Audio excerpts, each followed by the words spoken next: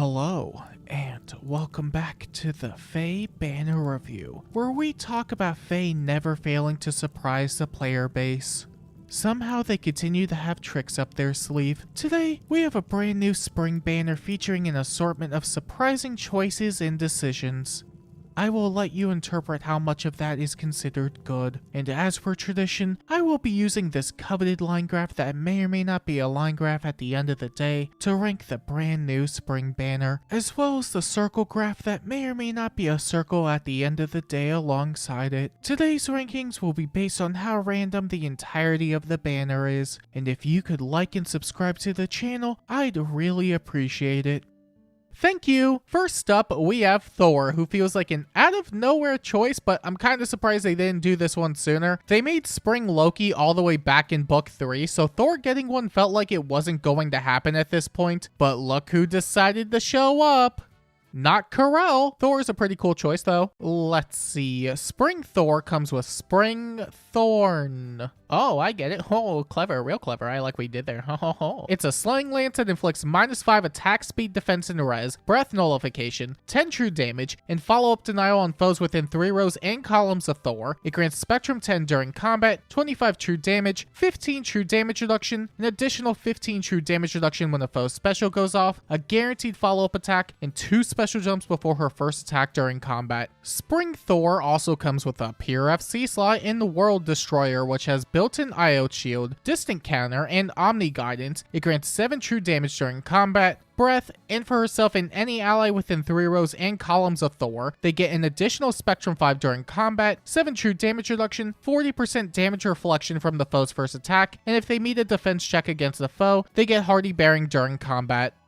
Wow, that sounds pretty good, I think. I won't lie, the weapon really does feel like the most generic stuff ever, but that's also by proxy of every weapon looking like this now. I think I like the C slot more than her weapon, but I like both of them in tandem with one another, both for support and combat. She's still getting 2 special jumps on her first attack, which is nice, although I think it would have been a bit better if it was 3, so she could always initiate with Arc Rival. That into Mini Reflect would make both of her attacks a lot more potent, and not in the 100% way. Hardy Bearing with Mini Reflect is really great though, since it means she can't lose to patience units and can basically guarantee the effect going off. It's probably why they also gave her innate IO shield and distant counter. It seems like they kind of want her to act as a mixed phase unit. She might be able to, what with all the stuff she has in her kit, but also units hit hard and that's bad. Although if she doesn't cut it as a combat unit, she can always pivot to a support role. It's a fair bit of support for what it's worth too. Hardy Bearing, breath nullification, true damage reduction, omni guidance, a bunch of stat swings, and so on is a decent amount of stuff.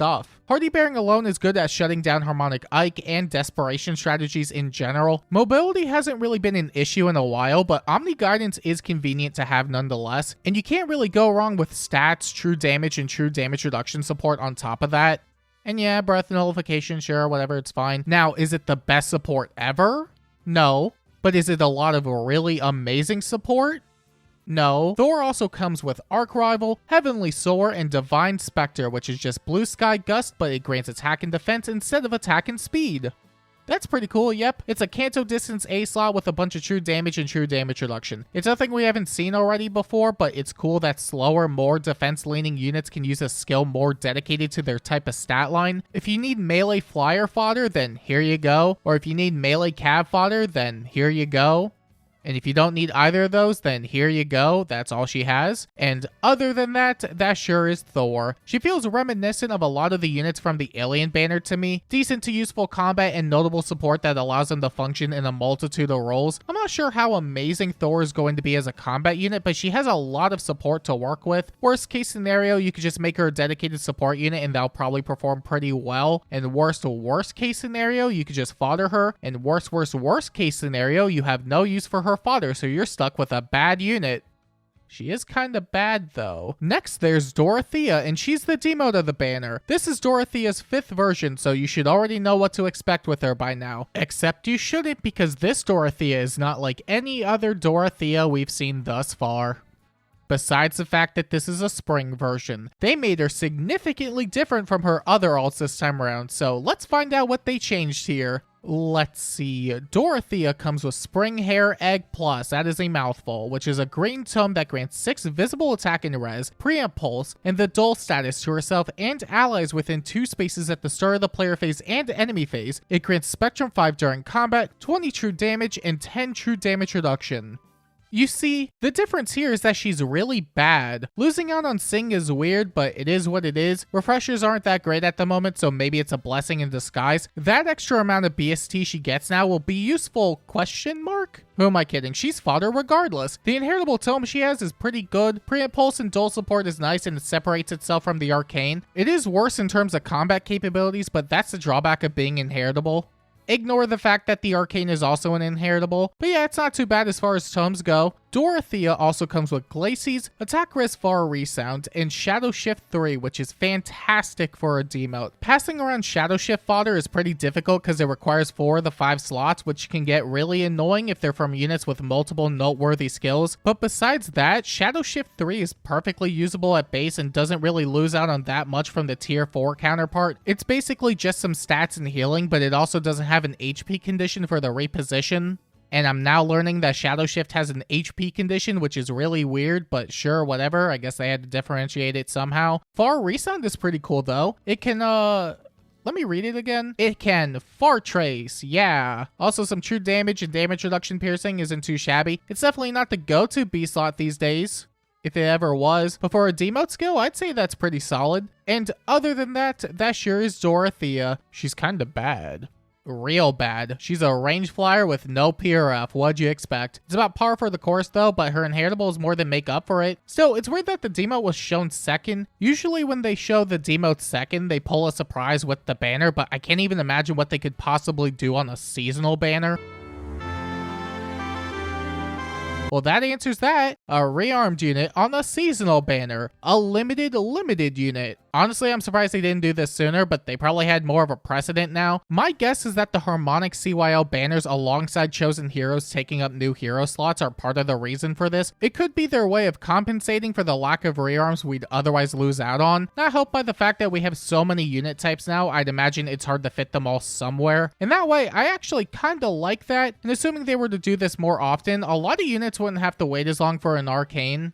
But also, they're probably looking for a way to monetize these banners even more, and it makes them seem incredibly desperate at this point, especially since seasonal banners don't have free-to-play sparks like standard rearmed banners. That's kind of what makes it a double-edged sword. I think if they were to give free sparks for seasonal banners that have arcanes on them, then it would be an overall net positive change. Still, I don't think this is a bad idea for the most part, but it shouldn't come at the cost of free-to-play players. Hopefully they'll offer an out for them, but only time will tell on that.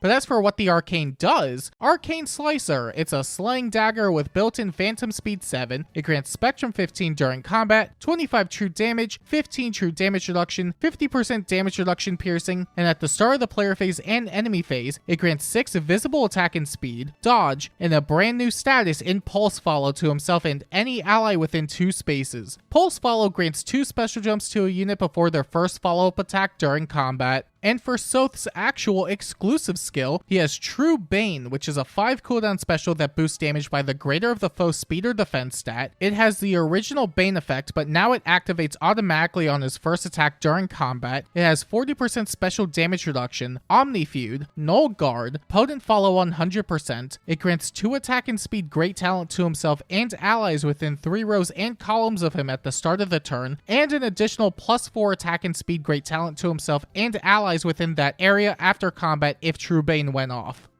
Wow, that's a lot of effects for one inheritable weapon. But I like the weapon that came out over a year ago more. I think even they know they messed up for releasing Johanna Lance and Dagger because those weapons still hold up incredibly well. Reflect is just a ridiculously strong effect, and they know that because they keep printing units that provide it as support. At least the Arcane has more stats, true damage, and true damage reduction, but Reflect is just a really good effect and more than makes up for it in damage. Pulse Follow is kinda interesting, I guess, since it's just 2 special jumps on a follow-up attack. I wouldn't say it's a bad effect. In fact, I would say it's pretty good if you're going into a support role, but it's also not so crazy that you should go out of your way for it unless you really just want to update a favorite unit of yours. The Arcane just seems fine. Nothing bad, but nothing crazy. As for Sothe himself, Well, he seems fine enough. The original Bane really wasn't that good, so it's no wonder that they put like 6 additional effects in it and made the Bane effect unconditional. The addition of Potent Follow, Omnifeud, Null Guard, and higher damage scaling is a lot to tack onto a special. The Great Talent stuff is also cute, I guess. But considering this is his only PRF skill, they kind of had to overload it with effects to make up for it. That said, I don't think he's going to do much of anything in the end still. It's definitely a lot better than what his first Rearmed version had going for him at the time though. But all he has going for him is the special, so it's still going to be hard to carve out a niche, especially in his archetype. But like it or not, you can't fodder him out of your barracks. You're stuck with him regardless. Unless you manually send him home, but that's a whole different level of petty at that point. Sothe also comes with attack speed waylay, lookout smog, and a brand new, sorta new, B-slot in disarm rumor, which inflicts -7 speed and defense, as well as the discord status on the closest foes and any foe within 2 spaces of them at the start of the turn and after taking an action. It inflicts -4 speed and defense on the foe during combat, grants 15 true damage, 7 first hits true damage reduction, disables bolt traps and heavy traps, and makes hex trap checks easier by 10 HP. I feel like I've already seen this skill like 6 times at this point. This B-slot is like the Edelgard of alts where they keep reprinting them but making it slightly better. Still, I like the mid-turn debuffs it provides since it's just global and it requires only an action. I don't know if we had an inheritable skill like that in the past, or at least to this degree where it just activates. I think in that aspect it's pretty cool. Waylay and Lookout Smog are still decent skills too if you need to update a dagger unit. That said, I kinda wish Sothe had something other than dagger fodder. Most other units usually have something you could fodder off to other characters besides their dedicated skills. It makes using them up a lot easier in the end. That said, it's mostly a preference thing for me. I can't imagine most people don't have a dagger unit lying around, and if they don't, well, they better start building one then. And other than that, that sure is Sothe. As a unit, he seems fine, I guess. Omnifeud, Potent Follow 100%, and Instant Bane seems nice enough. I'm not confident that he'll make it as a unit in the end, but he is a Rearmed, so I don't think most people care about that. They care about the Arcane, and as far as the Arcane goes, it seems fine, I guess. I still prefer Johanna a lot more. And finally, we have Eirika and Micaiah, who are the Spring Harmonic. They're here on the spring banner.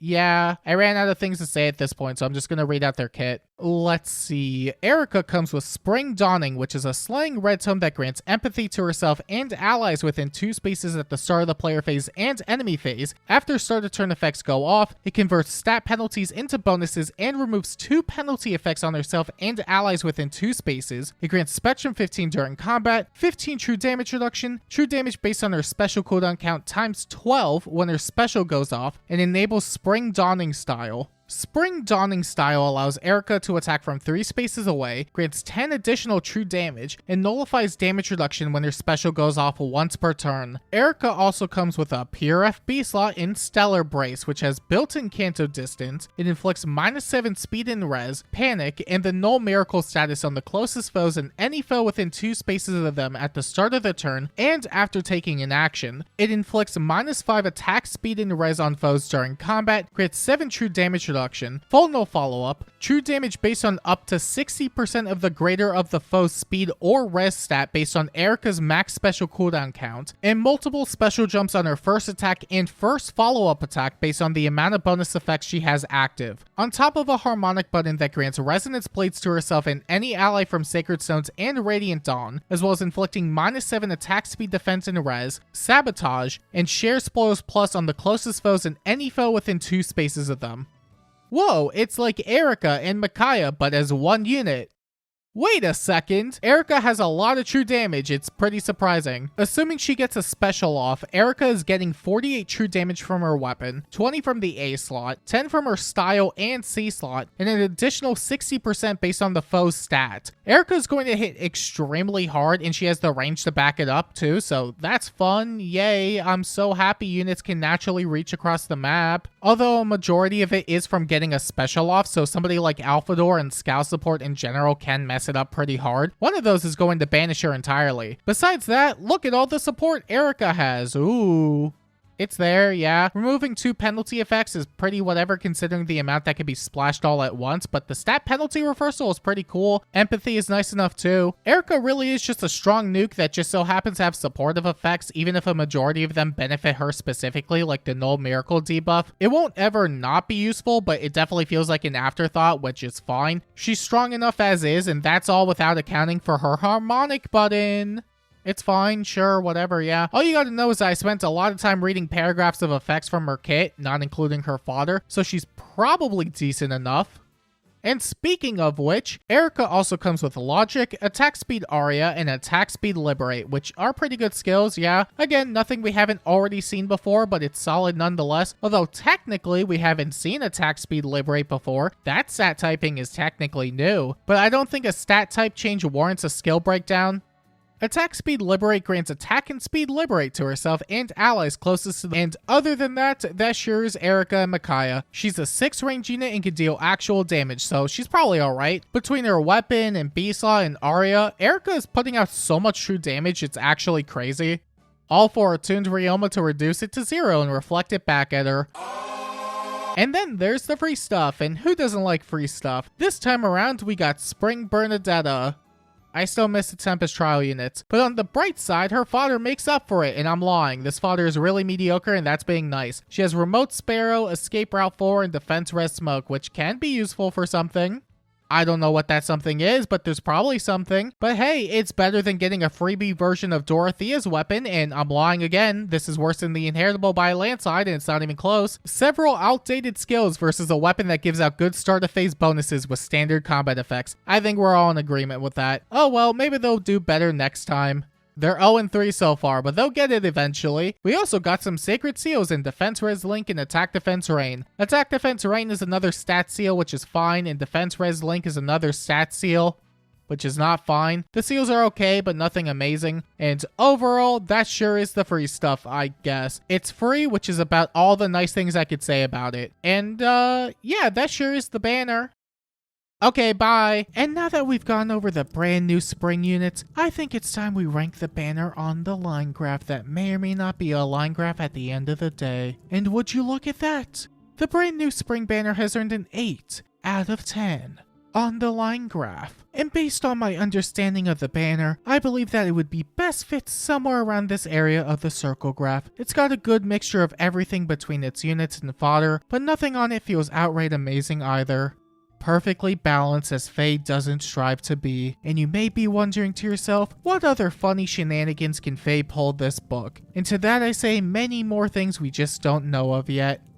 But if you're wondering if it's worth summoning on the banner, I guess it depends. Do you need fodder or like any of these characters? Then yeah, sure, it's a pretty good banner. Do you not need fodder or don't care for any of these characters?